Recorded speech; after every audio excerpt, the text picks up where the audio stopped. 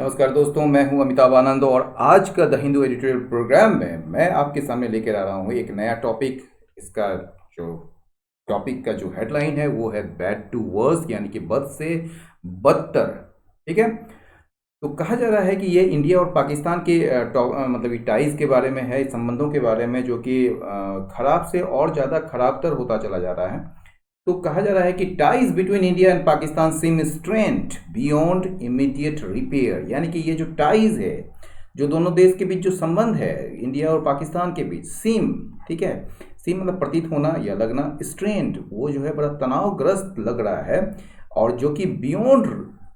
Immediate repair, immediate मतलब तत्काल, और रिपेयर मतलब जो कह सकते हैं उसको ठीक करने के लिए मरम्मत, तो तत्काल मरम्मत से परे है, यानी कि अभी तुरंत इसको ठीक नहीं किया जा सकता है। ये जो है उस मतलब कि इसमें नहीं आ रहा है, इमीडिएट रिपेयर नहीं हो सकता है इस चीज़ को, इसके लिए बहुत समय लगेगा। तो वही कह रहा है कि टाइज जो है इंडिया और पाकिस्तान के बीच जो है वो इतना ज़्यादा मतलब कि तनावग्रस्त लग रहा है, SIM strain beyond immediate repair. ठीक है। In another round of tit for tat manoeuvres, another round यानी कि एक दूसरा, एक अन्य राउंड, यानी कि एक राउंड का मतलब है कि सिंगल इवेंट कर सकते हैं, घटना कर सकते हैं। टिट फॉर टेट का मतलब होता है जैसे को तैसा, और मैन्यूवर्स का मतलब एक कह सकते हैं यूपी कौशल कह सकते हैं, या जो कार्रवाई जो है, ठीक है ना। तो जैसे को तैसा वाली कार्रवाई के एक दूसरे घटना में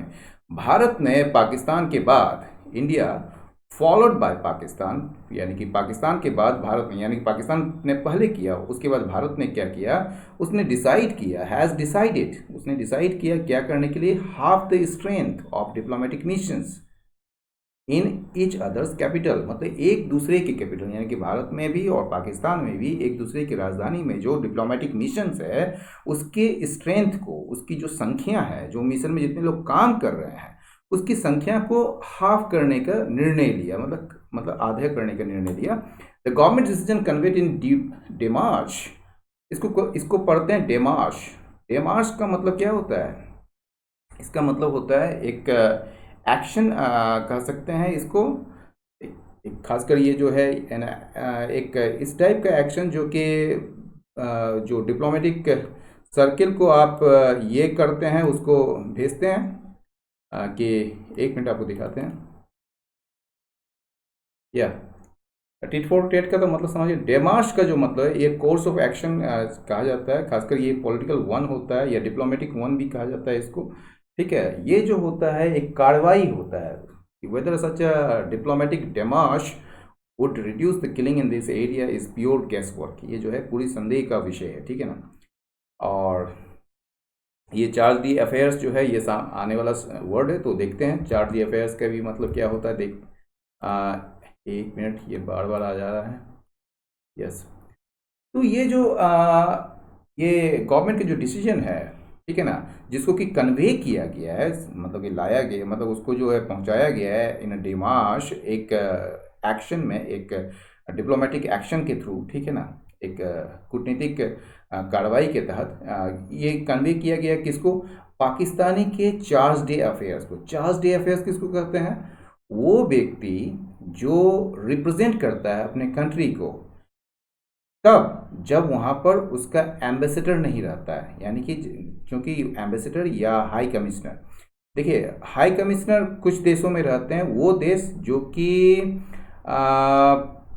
ब्रिटेन से मुक्त हुए थे, यानी कि स्वतंत्रता पाए थे, उन वहाँ पर हाई कमीशन है या हाई कमिश्नर है। ठीक है। और ऐसे मतलब कि जो ब्रिटेन से मतलब कि जो अपने आप में ही मतलब पहले से ही स्वतंत्र रहे हैं, वो उन देशों में जो है एम्बेसडर कहलाया जाता है। ठीक है। तो conveyed in a demarche to the Pakistani charge d' affaires on Tuesday. तो कहा रहा है कि ये जो गवर्नमेंट का डिसीजन है ना, जिसको कि कन्वे किया गया एक डेमार्स में, एक डिप्लोमेटिक एक्शन के थ्रू, इसको कन्वे किया गया पाकिस्तानी चार्ज दी अफेयर्स को। कब किया गया? ट्यूसडे को। फॉलोज, ये डिसीजन जो है ये कब आता है? ये डिसीजन से यहाँ पर फिर आप ये जुड़ गया, ये डिसीजन जो है वो आता है किसके बाद? द इल ट्रीटमेंट, दुर्व्यवहार और जो टॉर्चर हुआ था, यानी कि यातना दी गई थी, इंडियन पर्सोनेल को, ठीक है ना, जो भारतीय कर्मी जो है वहाँ पर जो काम कर रहे हैं उनके साथ जो है इल ट्रीटमेंट किया गया था और टॉर्चर किया गया था। वो भारतीय कर्मी जो कि पोस्टेड थे, तैनात थे कहाँ पर, इस्लामाबाद में। तो उसके बाद ये जो है डिसीजन लिया गया है, ठीक है। और ये जो टॉर्चर और इल ट्रीटमेंट जो किया गया था ये बिल्कुल क्लियर वायलेशन था, एकदम स्पष्ट उल्लंघन था किस चीज़ का, ऑफ देयर डिप्लोमेटिक राइट्स, यानी कि उसके जो कूटनीतिक अधिकार होते हैं, डिप्लोमेटिक जो पर्सनल होते हैं या डिप्लोमेट्स के जो कूटनीतिक अधिकार होते हैं, उसका एकदम क्लियर वायलेशन था, वो जो है एकदम उल्लंघन था, ठीक है। तो उसके बाद जो है ये डिसीजन आया है, ये जो इल ट्रीटमेंट हुआ है इंडियन पर्सनल का तब वो आया है, ठीक है ना, फॉलोज मतलब उसके बाद, ठीक है। पाकिस्तान का जो कंटेंशन है, कंटेंशन का मतलब क्या होता है, देखिए कंटेंशन का तो, कंटेंशन का कई सारे मतलब होते हैं, ठीक है। जैसे आप कह सकते हैं जो यहाँ पर यूज़ किया गया उसका मतलब होता है an opinion express in an argument, जैसे आपका दावा होता है या आपका तर्क कह सकते हैं, एक ये होता है कंटेंशन का। दूसरा कंटेंशन का मतलब होता है डिसएग्रीमेंट, ठीक है ना, अपोजिंग आर्ग्यूमेंट से जो डिसएग्रीमेंट जो उपजता है उसको कहते हैं, मतलब असहमति, ठीक है ना। और तीसरा मतलब होता है compete करने के सेंस में, ताकि आप अपने लीडरशिप के पोजीशन को हासिल कर सकें। तो ये तीनों मतलब देख लीजिएगा, लेकिन यहाँ पर जो है यूज़ किया गया केवल इस सेंस में, ठीक है ना, ओपिनियन। तो ये जो पाकिस्तान का जो ओपिनियन है, पाकिस्तान का जो तर्क है, ठीक है ना, वो क्या है, वो क्या था, was that the two man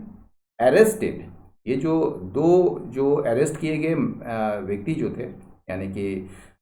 जो हिरासत में लिए गए जो दोनों व्यक्ति जो थे, वो फेक करेंसी कैरी कर रहे थे, ठीक है ना, उनके पास फेक करेंसी था, ठीक है ना, जाली करेंसी था। But it is more likely, लेकिन ये जो है ज़्यादा संभावना यह है कि यह जो एक्शन है पाकिस्तान का, ये जो कार्रवाई जो था वो क्या था, एक रिस्पॉन्स था, एक प्रतिक्रिया था, एक जवाबी कार्रवाई थी किसकी प्रति, टू अरेस्ट एंड एक्सपल्सन, यानी कि जो ये हिरासत में लिया गया था और निष्कासन किया गया था किस चीज़, किसका, of two Pakistani high commission officials का, ठीक है, जो कि एक्यूज था, आरोपी था किस चीज़ में, एस्पाइनेज में, ठीक है ना, लास्ट मंथ मतलब पिछले मंथ, ठीक है, जासूसी के आरोप में, ठीक है ना, जासूसी के आरोप जिसमें लगाए गए थे दो पाकिस्तानी हाई कमीशन ऑफिशियल्स पर, उसके अरेस्ट और एक्सपल्सन का ये जवाबी कार्रवाई था, ये एक्शन पाकिस्तान का, ठीक है ना। तो ये पाकिस्तान के द्वारा जो ये एक्शन था ना, वो एक रिस्पॉन्स था किसका, वो रिस्पॉन्स था उसके प्रति जो कि जो इंडिया के द्वारा दो पाकिस्तानी हाई कमीशन ऑफिशियल्स को जासूसी के आरोप में जो एक्सपल्सन किया गया है, यानी कि उसको एक्सपेल किया गया है, मतलब उसको यहाँ से निष्कासित किया गया है, और जो उसकी अरेस्ट की गई थी, ठीक है ना, उसी का ये रिस्पॉन्स था पाकिस्तान का एक्शन, ठीक है। Who were also taken into custody, sorry, who मतलब ये जो पाकिस्तानी जो हाई कमीशन ऑफिसर जो थे उनको उनको जो है हिरासत में भी लिए गए थे, who were also taken into custody by किसके द्वारा, इंडियन सिक्योरिटी ऑफिशियल्स के द्वारा, ठीक है ना, भारतीय सुरक्षा ऑफिशियल्स के द्वारा, ठीक है ना, अधिकारियों के द्वारा। क्यों लिए गए थे, तो न्यू दिल्ली ने वो एक्यूज किया था कि न्यू दिल्ली ने आरोप लगाया था कि पाकिस्तान हाई ऑफिस कमीशन के जो ऑफिशियल्स हैं, पाकिस्तान के जो हाई कमीशन ऑफिशियल्स हैं, वो बनाए हुए हैं, एक संबंध बनाए हुए हैं, मेंटेनिंग लिंक्स, ठीक है ना, वो जो संबंध बनाए हुए हैं टेरर ग्रुप से, टेरर ऑर्गेनाइजेशन से, ठीक है ना। और ये किस वजह से था, एज अ रीज़न फॉर इस डिसीजन, ये जो डिसीजन जो था, यानी कि जो इंडियन सिक्योरिटी ऑफिशियल्स का जो डिसीजन था उसको अरेस्ट करने का, उसको टेकन इनटू कस्टडी में लेने का, ठीक है ना, वो डिसीजन के लिए एक कारण के रूप में न्यू दिल्ली ने पाकिस्तानी हाई कमीशन, जो पाकिस्तान के जो हाई कमीशन ऑफिशियल्स पर ये आरोप लगाया है कि ये जो है टेरर ऑर्गेनाइजेशंस के साथ संबंध बनाए हुए हैं, ठीक है। While expulsions of diplomats are not uncommon between countries as inimical to each other as India and Pakistan are, this is the first time such a measure has been taken since 2001. हालांकि, ठीक है, ये हालांकि फिर से यहाँ पर जो है कंजंक्शन से शुरू हो रहा है और कॉन्ट्राडिक्टिव वाक्य है। ये जो एक्सपल्सन होता है ना, किसी का निष्कासन जो होता है, ठीक है ना, हालांकि जो ये डिप्लोमेट्स का निष्कासन है, जो राजनयिकों का जो निष्कासन है, आर नॉट अनकॉमन, ये कोई अनकॉमन की बात नहीं है, मतलब असामान्य, मतलब कि असामान्य सी बात नहीं है, एकदम सामान्य सी बात है ये, ठीक है ना। आर नॉट अनकॉमन किसके बीच, बिटवीन कंट्रीज, दो देशों के बीच, जो कि उतना ही इनिमिकल है टू ईच अदर, एक दूसरे के लिए, जितना कि इंडिया और पाकिस्तान है। इनिमिकल का मतलब क्या होता है, हार्मफुल, यानी कि अहितकर, जो कि एक दूसरे के लिए उतना ही अहितकर है। यानी कि कहने का ये अर्थ है,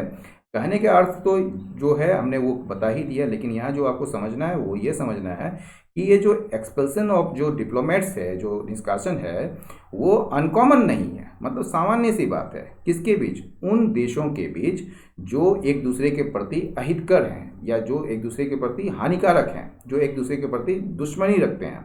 तो as inimical to each other, जैसा कि as India and Pakistan are, ये एज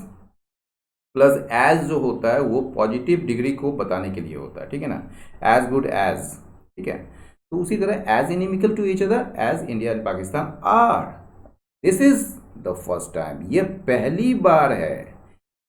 सच मेजर, इस टाइप के जो उपाय हैं, हैज बीन टेकन, ये लिए गए हैं कब, 2001 के बाद से, ठीक है ना, 2001 के बाद इस प्रकार के उपाय लिए गए हैं, या इस प्रकार के उपाय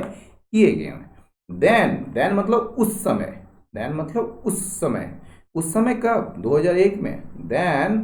the parliament attack in December 21, यानी कि आप कह सकते हैं 2001, सॉरी, ये जो है उस समय, ये जो पार्लियामेंट अटैक हुआ था, आप याद होगा आपको पार्लियामेंट अटैक, जो कि दिसंबर 2001 में हुआ था, and the largest military mobilisation of the time, यानी कि ये जो है ऑफ द टाइम मतलब उस समय का, उस समय का ये जो लार्जेस्ट मिलिट्री मोबिलाइजेशन हुआ था, यानी कि बहुत ही बड़ा, सबसे बड़ा जो सैन्य जमावड़ा हुआ था, कहाँ पर, along the India Pakistan border, यानी कि भारत पाकिस्तान सीमा पर जो है एक बहुत बड़ा, एक सबसे बड़ा जो मिलिट्री मोबिलाइजेशन हुआ था, वहाँ पर सैनिकों का जमावड़ा हुआ था, ठीक है ना। ऑपरेशन पराक्रम, और जो है ऑपरेशन पराक्रम जो होता है, ये सारे जो थे वो ट्रिगर्स थे इसके लिए, ठीक है, उस समय। देन, ठीक है ना, then the parliament attack in December 2001 and the largest military mobilisation of the time along the India Pakistan border, operation Parakram were the triggers, वो ट्रिगर्स थे, कारण थे, उसके कारक थे ये होने का। इवेंचुअली, अंततः क्या हुआ, आफ्टर दो का मतलब क्या होता है, बर्फ पिघलना होता है, ठीक है ना। आफ्टर दो इन टाइज, यानी कि टाइज, संबंधों में कुछ नरमी आने के बाद, ठीक है ना, और क्या होने के बाद, प्राइम मिनिस्टर अटल बिहारी वाजपेयी का जो यात्रा था, पाकिस्तान यात्रा, इसके लिए for the SAARC summit, SAARC सम्मेलन के लिए इन 2004 में सार्क सम्मेलन के लिए जो प्रधानमंत्री अटल बिहारी वाजपेयी की जो पाकिस्तान यात्रा थी, उसके बाद, ठीक है ना, और जो संबंधों में जो नरमी आई थी उसके बाद, ये जो मूव था, ये जो मूव मतलब ये जो कदम, ठीक है, उसे रिवर्स किया गया, उसे पलटा गया, ठीक है ना। And diplomats were gradually taken back to a full strength of over 100 in each high commission, और जो डिप्लोमेट्स जो थे उनको धीरे धीरे टेकन बैक, वापस लिया गया टू अ फुल स्ट्रेंथ, पूरी संख्या में, जो कि 100 से ऊपर की थी, ठीक है ना, इन ईच हाई कमीशन, प्रत्येक हाई कमीशन में, उच्च आयोग में, ठीक है। The latest decision follows no one event, ठीक है, ये जो लेटेस्ट डिसीजन जो आया है अभी, उस समय की बात नहीं है, इस समय की बात जो अभी जो हो रहा है, तो ये जो लेटेस्ट डिसीजन हुआ है हाफ करने का, ठीक है ना, वो कब आया, फॉलोज नॉट वन इवेंट, ये एक घटना के बाद नहीं आ रहा है, ये जो लेटेस्ट डिसीजन जो है वो कोई एक घटना की बाद नहीं आया है, बल्कि बट अ जनरल डाउनस्लाइड, एक सामान्य जो गिरावट आई है रिलेशंस में, ठीक है, संबंधों में, इन द पास्ट ईयर, बीते सालों में, ठीक है, उसके बाद ये लेटेस्ट डिसीजन आया है। After the Pulwama attack last February, यानी कि पिछले फरवरी में, ये जो पुलवामा अटैक हुआ था, ठीक है ना, उसके बाद, ठीक है, द बालाकोट एयर स्ट्राइक, ये जो बालाकोट में हवाई हमले हुए थे, और जो 5 अगस्त को जो एक डिसीजन लिया गया था संशोधित करने का, टू अमेंड, संशोधित करने का आर्टिकल 370 ऑफ द कॉन्स्टिट्यूशन, यानी कि संविधान के जो अनुच्छेद 370 है उसको संशोधित करने का, जो अगस्त 5 का, यानी कि 5 अगस्त का डिसीजन, बालाकोट एयर स्ट्राइक, ठीक है ना, बालाकोट हवाई हमले, ठीक है ना। और ये जो डिसीजन था क्या करने का, जम्मू एंड कश्मीर को पुनर्गठन करने का, ठीक है। इसके बाद जो है क्या हुआ, इंडिया और पाकिस्तान ने स्नैप्ड कर दिया, मतलब कि ब्रेक कर दिया, have broken all trading ties, यानी कि इसने जो है जितने भी व्यापारिक संबंध थे उसने तोड़ डाले, और क्या किए, डाउनग्रेड कर दिए, मतलब कि मिशंस को जो है, एक दूसरे के मिशंस को, यानी कि इंडिया मतलब पाकिस्तान का जो इंडिया मिशन है और भारत का जो पाकिस्तान मिशन है उसको डाउनग्रेड कर दिया, ठीक है, अवनति कर दिया एक तरीके से, जो कि नाउ विदाउट हाई कमिश्नर्स, जो कि वहाँ पर जो है बिना हाई कमिश्नर्स है, कोई भी वहाँ पर हाई कमिश्नर्स नहीं है, ठीक है, जो कि एम्बेसडर जिसको कह सकते हैं आप, तो वहाँ पर कोई भी हाई कमिश्नर्स नहीं है, इसलिए तो वहाँ पर चार्ज दी अफेयर्स है, ठीक है ना। तो now without high commissioners and shut down most diplomatic activities, और उन दोनों ने, यानी कि दोनों देशों ने क्या किया, शट डाउन कर दिया है, ठीक है, बंद कर दिए हैं ज़्यादातर मोस्ट डिप्लोमेटिक एक्टिविटीज, कूटनीतिक जो गतिविधियां हैं उसको बंद कर दी। India and Pakistan have had no talks since 2015, भारत और पाकिस्तान में कोई भी वार्ता नहीं की है 2015 के बाद से। हैड, देखिए हैव के बाद जो है हैड लगाया है, हैव हैड का जो मतलब होता है, ये हैड जो होता है ना, ये एक्चुअली हैव का V3 है, ठीक है ना, और इसका मतलब बहुत सारा हो सकता है, मान लीजिए टेकन हो सकता है, मान लीजिए यहाँ पर तो इसका मतलब हेल्ड, HELD, आयोजित करना, तो यहाँ पर कई सारे मतलब होते हैं, और वो मतलब आपको जो है वो संदर्भ पर, यानी कि उस कॉन्टेक्स्ट पर आपको क्लियर होंगे, ठीक है ना। तो ये जो है हैव हैड में बहुत ज़्यादा कन्फ्यूज़न होता है, उसको कन्फ्यूज़न मत रहिए, वो जरा सा समझने की कोशिश कीजिए। वहाँ पर वो जो है V3 है, हैव का V3 है, ठीक है ना, और ये जो हैव है ये आपका मतलब कि हेल्पिंग वर्ब है, ठीक है, जो कि टेंस बताता है, और वो हैड जो है वो वर्ब है, मेन वर्ब। तो इंडिया और पाकिस्तान जो है हैव हैड नो टॉक्स, कोई भी वार्ता आयोजित नहीं की है, कब से, 2015 के बाद से, जब मोदी जो हैं, PM मोदी जो हैं वो लाहौर गए थे, और जो उसके बाद जो है एक्सटर्नल अफेयर्स मिनिस्टर जो हैं, यानी कि विदेश मंत्री जो हैं वो मिले थे अ फ्यू मंथ्स लेटर, कुछ महीनों बाद, उसके बाद से कोई भी वार्ता नहीं हुई है। All sporting and cultural exchange, जितने भी खेल कूद के जो मतलब एक्सचेंजेस थे या कल्चरल एक्सचेंजेस, सांस्कृतिक जो एक तरह से आदान प्रदान जो होते थे, आर एट एन एंड, वो बिल्कुल एंड में है, मतलब कि बिल्कुल फिनिश्ड है। हम आपको एक चीज़ दिखाना चाहते हैं, at an end, in the end और टू द एंड, इसका मतलब जरूर समझिए यहाँ पर, ठीक है। देखिए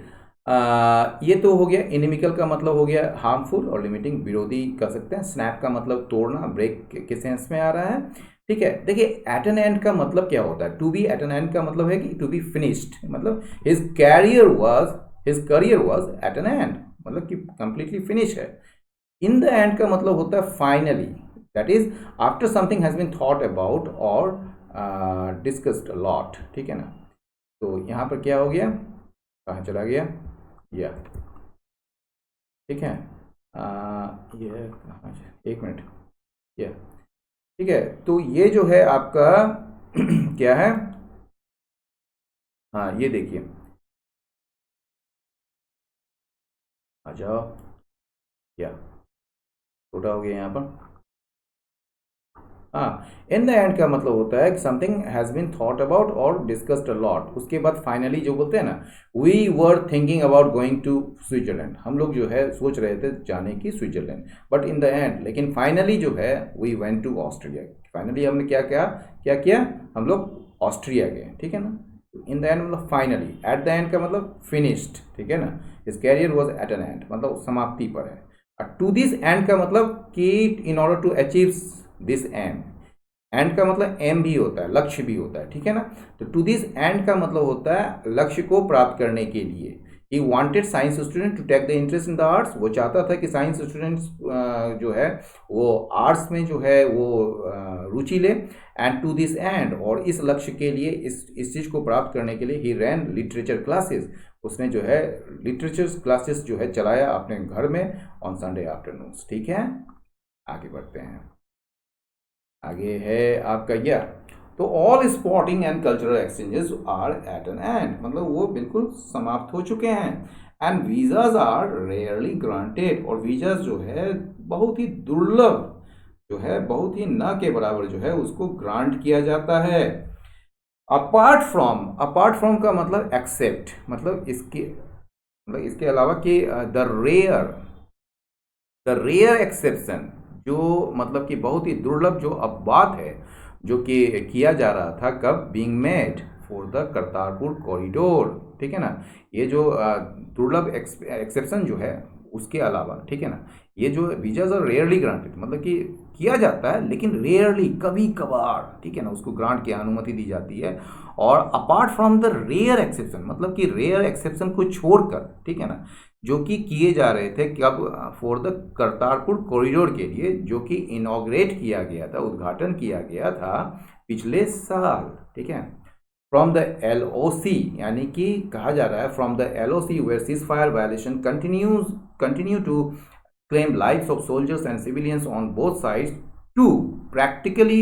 every multilateral forum India and Pakistan are a part of, both sides are at daggers dawn। देखिए, एट डैगर्स डॉन जो है एक इडियम है, और इसका मतलब क्या होता है, जानी दुश्मन, मतलब कि एक दूसरे का एकदम विरोध करने वाले, बहुत ही ज़्यादा डिसलाइक करने वाले, ठीक है ना। आइए देखते हैं। Daggers drawn, if two people countries etc. are at daggers down, that means they are in a state of extreme unfriendliness and do not trust each other। दुश्मन कह सकते हैं आप इसको, ठीक है। तो यहां जो कर रहा है फ्रॉम द LOC, यानी कि LOC से लेकर, सीमा जो रेखा है, ठीक है ना, नियंत्रण रेखा से लेकर, जहां पर जो है सीजफायर उल्लंघन के कारण, यानी कि युद्ध विराम उल्लंघन के कारण जो है वो दोनों देशों में, ऑन बोथ साइड्स, ठीक है, यानी कि दोनों देशों में जो है सोल्जर, सैनिकों और नागरिकों की जानें चली जाती है आज भी, कंटिन्यू टू क्लेम, मतलब कि जाने चली जाती है, किस कारण, सीज फायर वायलेशन के कारण जो है ना। सीज फायर वायलेशन जो है आज भी जाने ले लेती है, किसकी, सोल्जर्स और सिविलियंस की, दोनों देशों में। वहाँ से लेकर, यानी कि LOC से लेकर, नियंत्रण रेखा से लेकर, टू प्रैक्टिकली, व्यवहारिक रूप से, प्रत्येक एवरी मल्टीलेटरल फोरम में, यानी कि बहुपक्षीय मंच में, जिसका कि इंडिया और पाकिस्तान जो है हिस्सा है, एक हिस्सा है, ठीक है ना। बोथ साइड्स, दोनों देश जो हैं, आर एट डैगर्स डाउन, यानी कि दोनों देश एक दूसरे को देखना नहीं चाहते हैं, एक दूसरे को नापसंद करते हैं, ठीक है ना। इवन ऑन नॉन कॉन्टेंसियस इशूज, यानी कॉन्टेंसियस इशू मतलब विवादास्पद इशू, जिसमें विवाद हो, नॉन कॉन्टेंसियस मतलब जिसमें विवाद ना हो, ठीक है ना। इवन ऑन नॉन कॉन्टेंसियस इशू, जो गैर विवादास्पद मामलों में भी, ठीक है ना, इवन ऑन मामलों में भी, ठीक है, सच एज, जैसे कि कोऑपरेटिंग, सहयोग करना, किस चीज़ को लेकर, कोरोना वायरस पैंडेमिक को लेकर, as a part of the SAARC grouping, यानी कि सार्क समूह के हिस्से के रूप में कोरोना वायरस से निपटने के लिए एक दूसरे को कोऑपरेट करना, वो मतलब कि वो जो नॉन विवादित इशू है, मतलब नॉन कॉन्टेंसियस इशू है। और एक इशू और क्या है, कोलैबोरेटिंग अगेंस्ट, यानी कि सहयोग स्थापित करना, किसके साथ, किसके लिए, या किसके खिलाफ, against the recent locust इन्वेशन। Locust तो जानते ही हैं, टिड्डियों के दल के द्वारा जो आक्रमण किए गए थे या जो हमले किए गए थे, जिसमें कि फसल बर्बाद हो रहे थे, तो वो जो लॉकस्ट इन्वेशन हुआ था, जिसने कि इस रीजन को अफेक्ट किया था, प्रभावित किया था, उसमें भी जो कोलैबोरेट करना था, तो इस टाइप के जितने भी इश्यूज थे जो कि नॉन कॉन्टेंसियस इश्यूज थे, ठीक है ना, उसमें भी even on non contentious issues, ठीक है ना, जैसे कि cooperating on corona virus pandemic as a part of the SAARC grouping, और collaborating against the recent locust invasion that affected the region, Islamabad and New Delhi. इस इन नॉन कॉन्टेंसेस इशू में भी क्या कर रहा है इस्लामाबाद यानी कि पाकिस्तान और न्यू दिल्ली यानी कि भारत जो है वो सक्षम नहीं, are unable to find common cause. वो जो है सक्षम नहीं है एक आम कोज, एक आम कारण जिस पर कि दोनों सहमत हो सके, उसको खोजने में, उसको तलाश करने में, उसको पाने में सक्षम नहीं है, वो अनेबल है, असमर्थ है। While the present seems bleak, यानी कि हालांकि कहा जा रहा है प्रेजेंट जो है, जो वर्तमान है, लगता है एकदम ब्लीक है, धूमिल है, धुंधला है, ठीक है। द फ्यूचर, जो भविष्य है ना, डज नॉट ऑगर वेल, ये भी बहुत अच्छा संकेत नहीं दे रहा है, ये भी अच्छा संकेत नहीं दे रहा है कि फॉर अ चेंज, बदलाव के लिए अच्छा संकेत नहीं दे रहा है। ऑगर वेल, ऑगर इल दो होता है, अच्छा संकेत देना और खराब संकेत देना। तो does not auger well for a change, particularly खास करके एज इंडिया चाइना टेंशंस, खास करके भारत और चीन का जो अभी तनाव है, occupy new Delhi's concerns and focus, वो जो है भारत का जो है यानी न्यू दिल्ली का जो है चिंताएं और जो फोकस है, ध्यान है, उसको खींच लिया, मतलब उसको पूरी तरह से अपने, मतलब उस टेंशन ने पूरी तरह से इंडिया चाइना टेंशन ने भारत के कंसर्न्स और फोकस को ऑक्यूपाई कर लिया है, उसको जो है पूरी तरह से ले लिया है, यानी कि भारत का पूरा ध्यान जो है वो इंडिया चाइना टेंशन पर है अभी, ठीक है ना। The decision to reduce mission strength is unlikely to impact working relations between India and Pakistan at present. ये कह रहा है ये जो डिसीजन है मिशन स्ट्रेंथ को कम करने का, ठीक है ना, रिड्यूस करने का, ठीक है, इज अनलाइकली, ये जो है अनलाइकली मतलब not likely, is not likely to impact, ये कोई प्रभाव नहीं डालने जा रहा है, ये कोई असर नहीं डालने जा रहा है, इसकी संभावना नहीं है, मतलब इसकी संभावना जो है कोई असर डालने की नहीं है। किस चीज़ पर? वर्किंग रिलेशन पर, जो इनका जो कार्य संबंध है जो इंडिया और पाकिस्तान का प्रेजेंट में, वर्तमान में, उस पर कोई जो है बहुत बड़ा असर जो है वो नहीं डालने जा रहा है, कोई भी असर नहीं डालना चाहिए। इज़ नॉट लाइकली या is unlikely to impact working relations, ठीक है ना। वर्किंग रिलेशन का मतलब काम चलाओ जो रिलेशन कर सकते हैं आप इंडिया और पाकिस्तान के बीच, वो वर्तमान में जो है उसको जो है वो इम्पैक्ट नहीं करने जा रहा है, उसकी संभावना बहुत कम है। इट इज़ अ साइन, ये जो है एक संकेत है, किस चीज़ का संकेत है? हाउएवर, हालांकि, that just when it seems ties between the two neighbours cannot get much worse they do, यानी कि जब यहाँ कहा क्या जा रहा है कि ये जो है एक साइन है, साइन किस चीज़ का है कि हालांकि कि जस्ट व्हेन, कि तब जब ये लगता है, इट सीम्स, ये लगता है कि टाइज जो है, जो संबंध है दो देशों के बीच, दो पड़ोसियों के बीच, कैनॉट गेट मच वर्स, ये जो है और ज़्यादा खराब नहीं होगा और ज़्यादा बदतर नहीं होगा, दे डू, तब वे टाइज जो हैं बदतर हो जाते हैं। यहाँ दे जो है यहाँ टाइज के लिए आया है, दे डू, ठीक है। तो दोस्तों आज का एडिटोरियल आपको कैसा लगा, ये अपना फीडबैक कमेंट बॉक्स पर दें और लाइक करें, शेयर करें, सब्सक्राइब करें, और वो धन्यवाद। और कोई भी समस्या हो आप कमेंट बॉक्स पर उसे डालें, मैं उसे इंडिविजुअली देखूंगा और उसका जवाब दूंगा। बहुत बहुत धन्यवाद आपका, नमस्कार।